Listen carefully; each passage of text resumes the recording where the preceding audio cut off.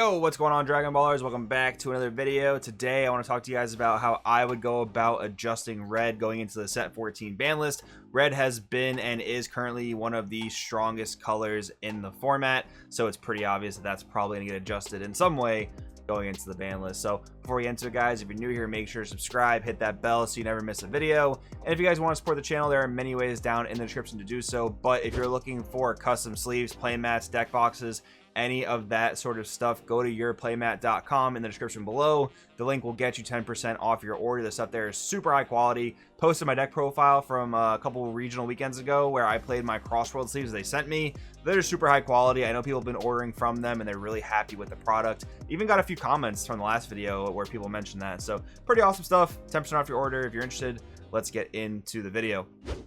So the number one deck for red right now is easily King Piccolo, and I think when we were going into set 13, people expected King Vegeta to rival King Piccolo pretty head on, but we just haven't been seeing that. Like, King Vegeta has been doing well, and we will talk about King Vegeta in this video, but King Piccolo, as far as like representation and results are concerned, is seemingly the best red deck right now, and it does a lot of really insane things. Like, starting at 6 life, people thought the deck wasn't really going to be all that crazy, but the deck has some inherent draw engines, and the fact that you can just play battle cards for free during both players' turn is a really insane mechanic. I've kind of been thinking about this philosophy of the game where, like, you know, how much free play should exist, if at all, and what should be the restrictions and stipulations.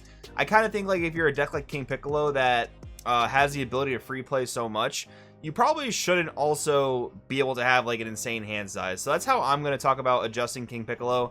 I don't necessarily agree with banning leader outright. In a lot of cases, I am okay with banning leaders, but not when it's like King Piccolo or Dark Broly, where if you ban the leader, you essentially indirectly ban the entire archetype, right? Like drum, piano, cymbal, all that stuff. They would have no place if their leader didn't exist because that archetype is so you know, intertwined and whatnot. So I don't necessarily agree with banning leader. Maybe there are some erratas that could work for the leader, like maybe having a discard cost when you play a guy, but the proposed bans that I'm going to say here that I think would do really well to nerf King Piccolo in general and also nerf red would be to ban or limit Piano Reign of Terror and to ban King Piccolo New Ruler. So the piano ban might be a little weird. I haven't heard many people talking about this as an option, but I personally really like this idea. Because, like I said, with King Piccolo being able to just spam battle cards, the fact that they can keep up an insane hand size with a card like Piano on the board while doing that, I think that's where it gets pretty degenerate. So if you ban Piano, you still have a turn 2 Unison to keep your hand size up, but you lose Piano, where Piano is allowing you to draw during both players' turns, where it gets a little bit out of hand. So I do like the idea of just banning Piano. It'll limit King Piccolo's hand size, which in theory should make their you know, free play board presence much easier to deal with. And yeah, so you can overwhelm, then you can play King Piccolo New Ruler, and that's like your second overwhelm of the turn, where you just get so much extra free aggressive pressure that it can be really tough to come back from. Like, red is just quite possibly the best overall like well-rounded color right now, where you just have like insane offense and insane defense, because a lot of your negates are insane. Like, you have Violent Rage, you have Topo, you have King Vegeta's opposing presence for red sands. And I don't generally agree with banning defensive cards when this game is so offense focused. Like, there's no summoning sickness in the game, and with all the free play, you can get pretty aggressive out of nowhere. So I don't think any like the negates or defenses red has really need to go, but I would like to see a piano banner limit and a King Piccolo New Ruler. Probably ban, but maybe a limit could be okay as well. I know a lot of people just don't like one-ofs in general, but those are my proposed changes to King Piccolo. I do, of course, want to know what you think about this in the comments, but we will now talk about King Vegeta, because with King Vegeta, it is definitely a really good red deck. Like, it still puts up the results. It just hasn't been putting up the same results as King Piccolo, and that could definitely be because switching gears Vegeta is still pretty difficult to get. A lot of the reason why people weren't really playing red Broly back in set 11 because you just couldn't get that TP that was essential for the deck, right?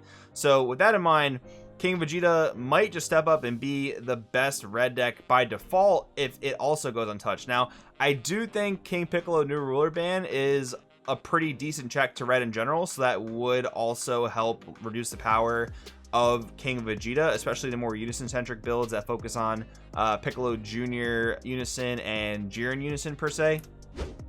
But anyways, moving towards King Vegeta, like, with red and the cards you can play in some of these red decks, they're just so much free play that really just goes unchecked. Like, so for Red, for example, and in King Vegeta specifically, you have Bar the Resolute, where, yeah, you can't play it off of your young invaders, but you have other ways to play it, like critting your opponent. And if you're playing red-green, you can play the Piccolo Jr. that'll burn them and play Bar the Resolute. Mercenary Tau is super easy to get on board for King Vegeta because, again, you have free switching gears. You have your one-drop different Gokus, Vegetas, and Brolys, so it's really easy to establish that board presence and play Tau for free. It's also very easy to play Belmod, Double Devastation. You get to play the young invader to your board, sacrifice an overwhelm once you play it, so counting the overwhelm in that equation, that's another free attacker. These are all cards you can play in King Vegeta and red decks in general, where you just get a ton of free attacks. So while I don't think the ban list is going to really address any cards like this, maybe it should, because on their own, each of these cards is kind of like okay to just mediocre in a lot of senses. But when you add them all together in like a red-green deck or a red deck where you're just splashing Belmod, whatever the case is, it gets kind of insane. So I don't know. I mean, yeah, I don't think any of this stuff's going to be touched on the ban list, but maybe it should be looked at because it's just more free play, which definitely adds to the aggro that these decks are able to output, right? So I think with these proposed changes, like New Ruler is probably a decent enough start if red needs to be addressed in that way.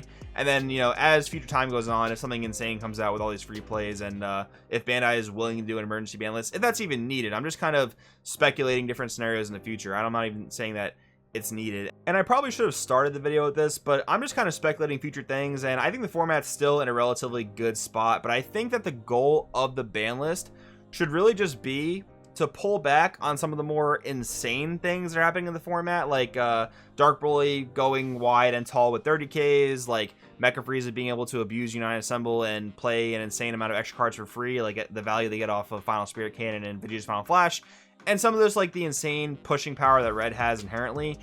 I don't really think that the format needs to be neutered or nuked or anything.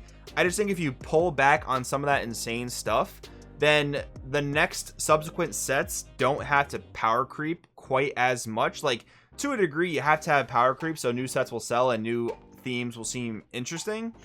But the rate at which the game can be power crept, I feel like can be kind of put under a limit, so to speak.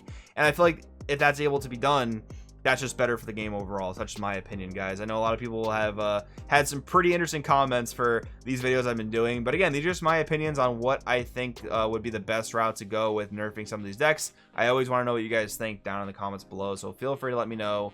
Thank you guys for watching. I'll see you guys next time.